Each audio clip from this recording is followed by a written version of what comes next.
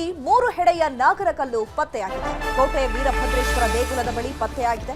ನಾಗರಕಲ್ಲು ಕಂಡು ಗ್ರಾಮಸ್ಥರು ಅಚ್ಚರಿಗೊಂಡಿದ್ದಾರೆ. ಸತತ 12 ದಿನಗಳಿಂದಲೂ ಕೂಡ ಉತ್ಖನನ ಕಾರ್ಯ ಆಗ್ತಾ ಇದೆ ಲಕ್ಕುಂಡಿಯಲ್ಲಿ. ದಿನದಿಂದ ದಿನಕ್ಕೆ ಒಂದೊಂದು ಅವಶೇಷಗಳು ಪತ್ತೆಯಾಗ್ತಾ ಇದೆ. ಇವತ್ತು ಲಕ್ಕುಂಡಿಯಲ್ಲಿ 3 ಹೆಡೆಯ ನಾಗರಕಲ್ಲು ಪತ್ತೆಯಾಗಿದೆ.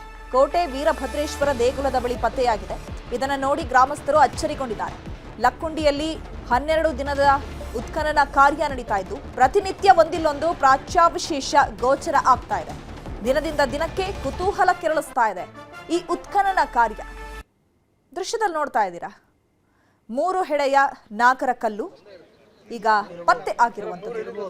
3 ಹೆಡೆಯ ನಾಗರಕಲ್ಲನ್ನ ನೋಡಿ ಸ್ಥಳೀಯರು ಅಚ್ಚರಿಗೊಂಡಿದ್ದಾರೆ. ಸೊ ಲಕ್ಕುಂಡಿಯ ಗ್ರಾಮಸ್ಥರು ಹೇಳ್ತಾ ಇದ್ರು, ಇದೇ ರೀತಿಯಾಗಿ ನೀವು ಉತ್ಖನನ ಕಾರ್ಯವನ್ನ ಮಾಡ್ತಾ ಇದ್ರೆ ಒಂದಲ್ಲ ಒಂದು ಅವಶೇಷಗಳು ಪತ್ತೆ ಆಗುತ್ತೆ. ಜೊತೆಗೆ ಈ ಭಾಗದಲ್ಲಿ ನಿಧಿ ಇದೆ, ಆ ನಿಧಿಯನ್ನ ನಾಗರ ಹಾವು ಕಾಯ್ತಾ ಇದೆ ಅಂತ ಅನ್ನುವಂತಹ ವಿಚಾರವನ್ನ ಕೂಡ ಗ್ರಾಮಸ್ಥರು ಹೇಳಿದ್ರು. ಎಸಿ ಬಗ್ಗೆ ಮತ್ತಷ್ಟು ಮಾಹಿತಿಯನ್ನ ಕೊಡ್ತಾರೆ ನಮ್ಮ ಪ್ರತಿನಿಧಿ ಸಂತೋಷ್. ಫೋನ್ ಸಂಪರ್ಕದಲ್ಲಿ ಜಾಯ್ನ್ ಆಗಿದ್ದಾರೆ. ಸಂತೋಷ್, 12 ದಿನಗಳಿಂದಲೂ ಕೂಡ ಉತ್ಖನನ ಕಾರ್ಯ ನಡೀತಾ ಇದೆ. ಇವತ್ತು 3 ಹೆಡೆಯ ನಾಗರಕಲ್ಲು ಸಿಕ್ಕಿರುವಂತದ್ದು. ಹಾಗಿದ್ರೆ ಆ ಗ್ರಾಮಸ್ಥರು ಹೇಳ್ತಾ ಇದ್ರು, ಇಲ್ಲಿ ನಿಧಿ ಇದೆ, ನಿಧಿಯನ್ನ ಕಾಯೋದಕ್ಕೆ ನಾಗರ ಹಾವು ಇಲ್ಲಿ ಆಗಾಗ ಪ್ರತ್ಯಕ್ಷ ಆಗುತ್ತೆ ಅಂತ ಹೇಳಿ. ಅದಕ್ಕೇನಾದ್ರೂ ಪುಷ್ಟಿ ನೀಡ್ತಾ ಇದೆಯಾ ಈ ಒಂದು ನಾಗರಕಲ್ಲು?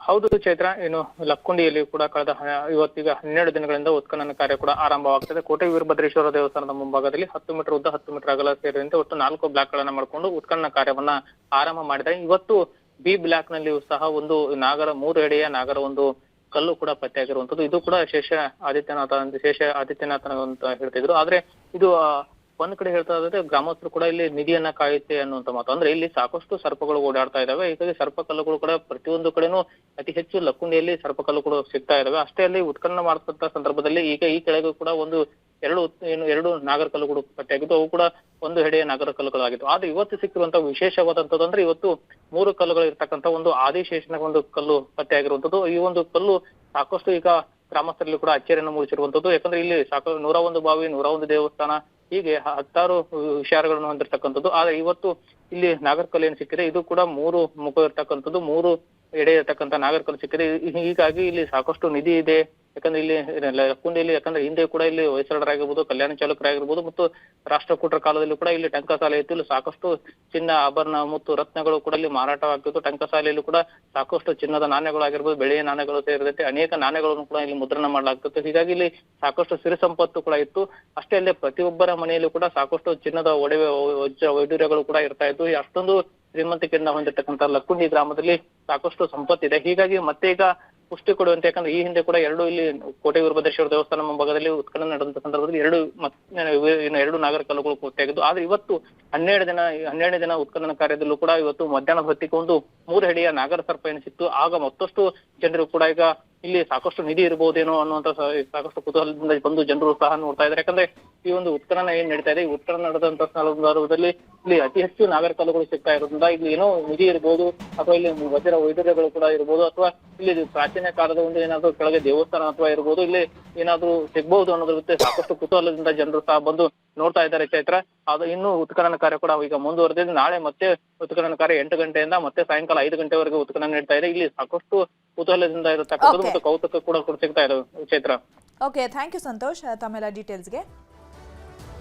ವಿದ್ಯುತ್ ತಂತಿ ತಗುಲಿ ಹೊತ್ತಿ ಉರಿದಿದೆ ಟ್ರ್ಯಾಕ್ಟರ್. ಬಾಗಲಕೋಟೆ ಜಿಲ್ಲೆ ಟಕ್ಕಳಕ್ಕಿ ಗ್ರಾಮದಲ್ಲಿ ಘಟನೆ ನಡೆದಿರುವುದು. ವಿದ್ಯುತ್ ತಂತಿ ತಗುಲಿ ಟ್ರ್ಯಾಕ್ಟರ್ ಹೊತ್ತಿ ಉರಿದಿದೆ. ಬಾಗಲಕೋಟೆ ಜಿಲ್ಲೆ ಟಕ್ಕಳಕ್ಕಿ ಗ್ರಾಮದಲ್ಲಿ ಘಟನೆ ನಡೆದಿದೆ. ಕಬ್ಬಿನ ತ್ಯಾಜ್ಯ ತುಂಬುತ್ತಾ ಇದ್ದಂತಹ ಟ್ರ್ಯಾಕ್ಟರ್ ಸಂಪೂರ್ಣವಾಗಿ ಸುಟ್ಟು ಕರಕಲಾಗಿದೆ. ಈ ಟ್ರ್ಯಾಕ್ಟರ್ನಲ್ಲಿ ಕಬ್ಬಿನ ತ್ಯಾಜ್ಯವನ್ನ ತುಂಬಿಕೊಂಡು ತಗೊಂಡು ಹೋಗಲಾಗ್ತಾ ಇತ್ತು. ಏಕಾಏಕಿ ಬೆಂಕಿ ಹೊತ್ಕೊಂಡು ಧಗ ಧಗ ಅಂತ ಹೊತ್ತಿ ಉರಿದಿದೆ ಟ್ರ್ಯಾಕ್ಟರ್. ಡಾಕ್ಟರ್ ಎಂಜಿನ್ ಟ್ರೇಲರ್ ಹಾಗೂ ಸೊಪ್ಪು ಸೇರಿ 8 ರಿಂದ 9 ಲಕ್ಷ ರೂಪಾಯಿ ನಷ್ಟ ಆಗಿದೆ. ಟಕ್ಕಳಕ್ಕಿಯಿಂದ ಸಾವಳಗಿ ಕಡೆ ಬರ್ತಾ ಇದ್ದಂತಹ ಟ್ರ್ಯಾಕ್ಟರ್ ಇದಾಗಿತ್ತು. ಸಾವಳಗಿ ಪೊಲೀಸ್ ಠಾಣಾ ವ್ಯಾಪ್ತಿಯಲ್ಲಿ ಘಟನೆ ನಡೆದಿದೆ.